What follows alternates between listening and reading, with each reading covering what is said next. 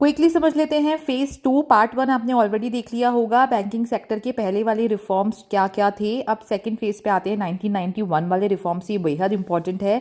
Before चलता था licence, ठीक है, 1991 पे बिफोर लाइसेंस चलता था।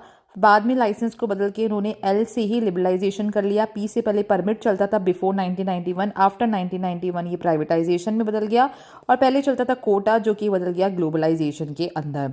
अब क्या है, इसको न्यू इकोनॉमिक पॉलिसी भी बोला जाता है, इसको NEP भी बोला जाता है, ये याद रखना, न्यू इकोनॉमिक पॉलिसी भी बोला जाता है।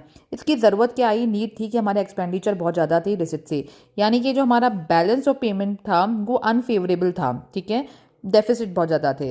अर्लियर जो गवर्नमेंट थी वो प्रोड्यूसर भी थी, प्रोवाइडर भी थी, फैसिलिटेटर भी थी और कंट्रोलर भी गवर्नमेंट ही थी।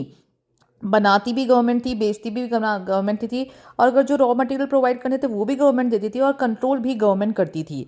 तो इतना ज़्यादा गवर्नमेंट इंटरफेरेंस था और हमने रिसोर्स को ढंग से मैनेज नहीं किया, फर्म को ढंग से मैनेज नहीं किया और इन्फ्लेशन हमारा 17% तक चला गया था। तो टोटल मिला के बहुत बुरी स्थिति थी, इसलिए बैलेंस ऑफ पेमेंट LPG को लाया गया, ठीक है।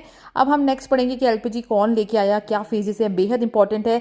इतने छोटे छोटे वीडियोस में आपके लिए पूरा टॉपिक कवर करते हैं। आपसे क्या मांग रहे हैं, सिर्फ सब्सक्राइब और लाइक, प्लीज़ सब्सक्राइब करके जाइए।